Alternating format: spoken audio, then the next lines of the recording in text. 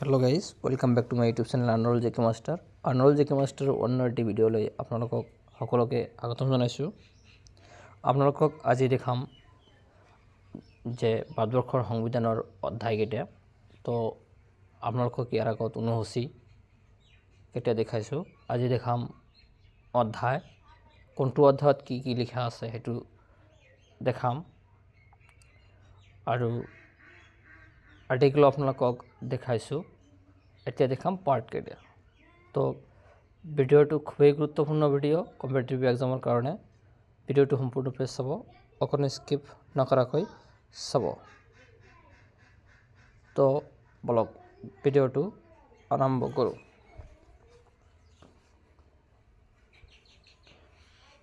Part 1, article 1 to 4। Article 1ত কি লিখা আছে? Name and territory of the union. Union states আৰু ষ্টেটছসকলৰ কথাই পাৰ্ট 1ৰ আৰ্টিকেল নম্বৰ 1ত লিখা আছে, যে ৰাজ্যসমূহৰ সংঘ বা ৰাজ্যসমূহৰ কথা লিখা আছে। Article 2, admission and establishment of the new state. যিটো মানে এষ্টাব্লিছমেণ্ট হয় বা নতুনকৈ ৰাজ্য স্থাপন হয়, সেইবিলাকৰ কথা ক'ত লিখা আছে? আৰ্টিকেল 2ত লিখা আছে। সংবিধানৰ 2য় অধ্যায়ত এইটো লিখা আছে। আৰ্টিকেল 3, আৰ্টিকেল 3ত কি লিখা আছে? অনুসূচী নম্বৰ 3ত কি লিখা আছে? যে formation of new states and attention of areas boundaries and the name of existing states. কি আছে? যে নতুনকৈ স্থাপন হোৱা ৰাজ্যবোৰ আৰু ইয়াৰ যিটো সীমা আছে সেইবিলাকৰ কথা, মানে কাৰ লগত কিমান সীমা শ্বেয়াৰ কৰিলে, কিমান কিলোমিটাৰ সীমা মানে শ্বেয়াৰ কৰিলে সেইটো লিখা আছে, বা কিমান কিলোমিটাৰ কটা গ'ল সেইটো আৰ্টিকেল নম্বৰ 3ত লিখা আছে। আৰু পাৰ্ট 2ত কি লিখা আছে? পাৰ্ট 2ত 5 to 11 নম্বৰ আৰ্টিকেল দিয়া আছে। আৰু ইয়াত কি লিখা আছে? যে আৰ্টিকেল 5ত কি দিয়া আছে? যে citizenship at commencement of the constitution. আমালোকৰ যিটো চিটিজেনশ্বিপৰ কথা, নাগৰিকত্বৰ কথা, এইটো কিমান নম্বৰ আৰ্টিকেলত দিয়া আছে? এইটো দিয়া আছে যে আৰ্টিকেল নম্বৰ 5ত দিয়া আছে, যে কোনটোৰ জৰিয়তে আমি ভাৰতবৰ্ষৰ নাগৰিক হিচাপে পাব পাৰোঁ, বা অন্য দেশৰ পৰা আহি ভাৰতবৰ্ষত নাগৰিক হিচাপে ইয়াত প্ৰশ্ৰয় ল'ব পাৰে বা আশ্ৰয় ল'ব পাৰে, সেইটো আৰ্টিকেল নম্বৰ 5ত দিয়া আছে। আৰ্টিকেল নম্বৰ 6, ইয়াত কি দিয়া আছে? Rights of the citizenship of a certain person of areas boundaries and the name of existing states. যে আমালোকৰ কি খালি নাগৰিক হ'লেই নহ'ব, নাগৰিকৰ কিছুমান অধিকাৰ থাকিব লাগিব, যেনেকুৱা জীয়াই থকাৰ অধিকাৰ, সম্পত্তিৰ অধিকাৰ, এনেকুৱা ধৰণৰ অধিকাৰ থাকিব লাগিব।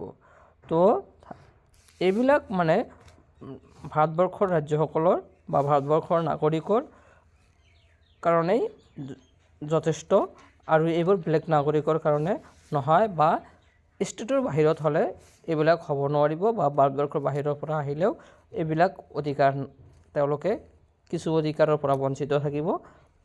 তো এইটো কিমান নম্বৰ আৰ্টিকেলত দিয়া আছে? আৰ্টিকেল নম্বৰ 6ত দিয়া আছে।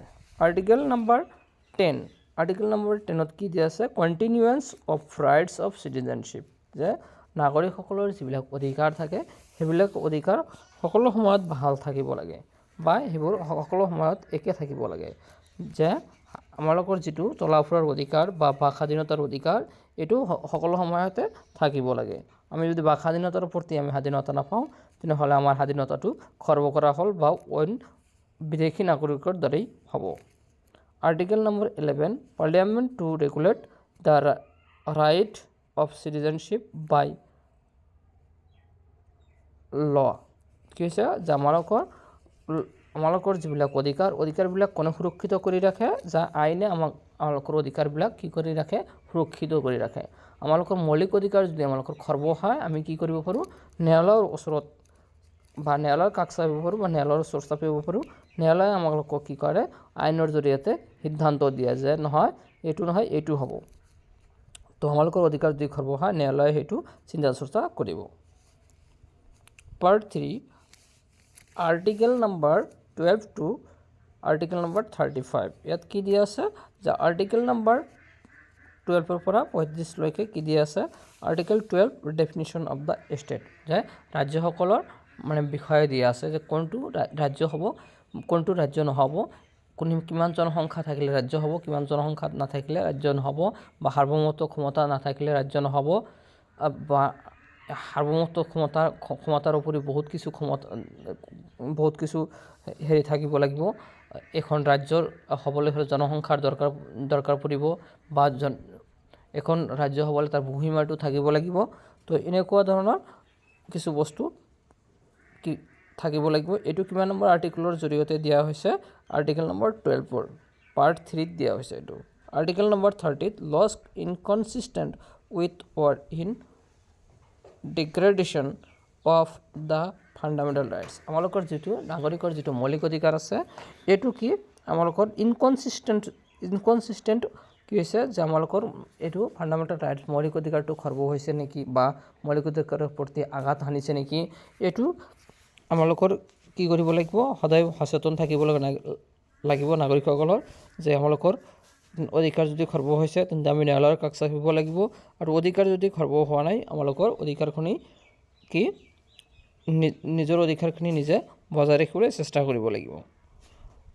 আৰ্টিকেল নম্বৰ 14 to 35 ফাণ্ডামেণ্টেল ৰাইটছৰ কথা দিয়া হৈছে ইয়াত মৌলিক অধিকাৰৰ কথা দিয়া হৈছে যেনেকুৱা বাক স্বাধীনতাৰ অধিকাৰ চলা ফুৰাৰ অধিকাৰ শিক্ষাৰ অধিকাৰ তাৰপিছত সাংস্কৃতিক অধিকাৰ আৰু সাংবিধানিক প্ৰতিকাৰৰ অধিকাৰ এইবিলাক অধিকাৰ কিমান নম্বৰত দিয়া আছে আৰ্টিকেল নম্বৰ 14 to 35ত দিয়া আছে তো আজিৰ পাৰ্টৰ 1 to 4ৰ পাৰ্টৰ ইমানখিনি আছিল তো ভিডিঅ'টো ভাল লাগিলে লাইক কমেণ্ট শ্বেয়াৰ কৰিব আৰু এনেকুৱা ধৰণৰ পাৰ্ট কৰি মই লৈ আহি থাকিম এটা পাৰ্ট নহয় কেইটা পাৰ্টো হ'ব এই ভিডিঅ'ৰ কেইটামান পাৰ্ট মই লৈ আহি থাকিম তো আপোনালোকে ভিডিঅ'টো ভাল লাগিলে লাইক কমেণ্ট শ্বেয়াৰ কৰিব আৰু আপোনালোকে যদি আনাৰুল জিকে মাষ্টাৰ ইউটিউব চেনেলটো আপোনালোকে ছাবস্ক্ৰাইব কৰা নাই তেন্তে চেনেলটো আপোনালোকে ছাবস্ক্ৰাইব কৰিবলৈ